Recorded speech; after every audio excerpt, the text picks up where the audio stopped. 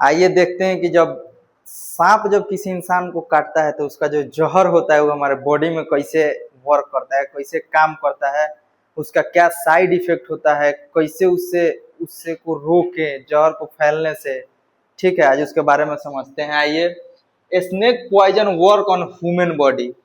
जब मान लीजिए कि हमारे इंडिया में लगभग 450 स्पेसीज है सांप का, यानी कि सांप का वैरायटी इंडिया में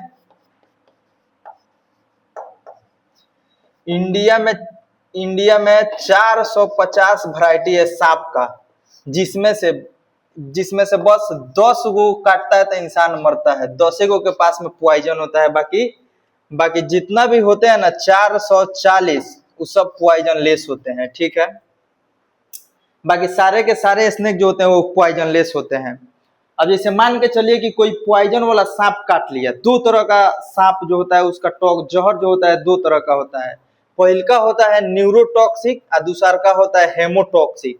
अब मान लीजिए कि किसी इंसान को अगर हेमोटॉक्सिक वाला स्नेक अगर बाइट कर लिया, कि जैसे कि किसी इंसान को अगर हेमोटॉक्सिक वाला अगर स्नेक काट लेता है तो क्या होता है, जैसे होता है कि ह्यूमन बॉडी का जो ब्लड है ना बॉडी में, उसमें का जो हेमोग्लोबिन है ना वो खत्म हो जाता है, उसके वजह से ब्लड जो होता है वो क्लॉट करने लगता है।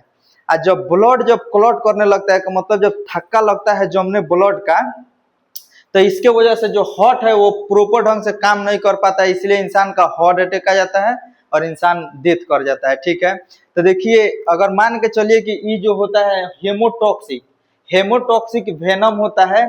अगर किसी इंसान को अगर सांप काट लिया है तो उसके इलाज के लिए उसको हॉस्पिटल में ले जाइए। ये नहीं जो कि जो मूवी में देखते हैं, फिल्म में देखते हैं कि सांप काट लिया, लाओ रे इधर, चूस रहे हैं सांप के पॉइजन को बाहर फेंक रहे हैं, वैसे नहीं। अगर किसी इंसान को अगर स्नेक काटता है तो उसको डायरेक्ट ले जाइए हॉस्पिटल ले जाइएगा, तो जो डॉक्टर होता है उसको देता है एंटी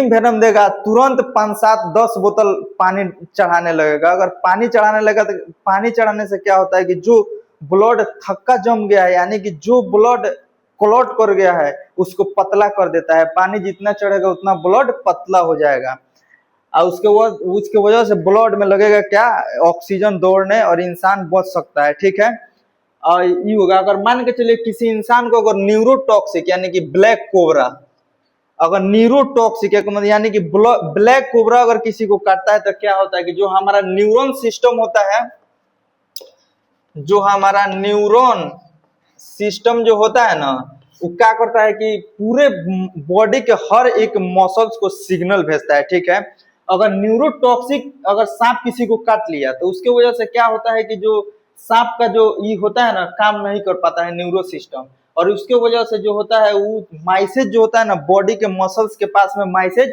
नहीं जा पाता है, जिसके वजह से क्या होता है कि इंसान को पैरालिसिस हो जाता है। और पैरालिसिस हो जाता है, उसका डायफ्राम अच्छा से काम नहीं कर पाता है और ऑक्सीजन के कमी से इंसान का डेथ हो जाता है।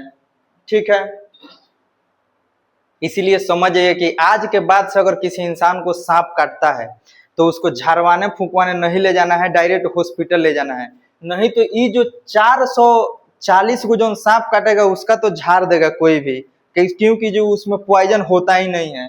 लेकिन ये 10 को जब किसी इंसान को सांप काट लिया तो जो झाड़ने आएगा वहीं झरा जाएगा, समझे। तो इसीलिए कि डायरेक्ट उसको हॉस्पिटल ले जाइए, और सरकारी हॉस्पिटल में इसका प्रॉपर इलाज होता है। वो सरकारी हॉस्पिटल में इजीली अवेलेबल होता है एंटीवेनम चढ़ता है, 10-12 बोतल पानी चढ़ाएगा, जिसकी वजह से ब्लड जो होता है वो पतला हो जाएगा और इंसान इजीली बच सकता है।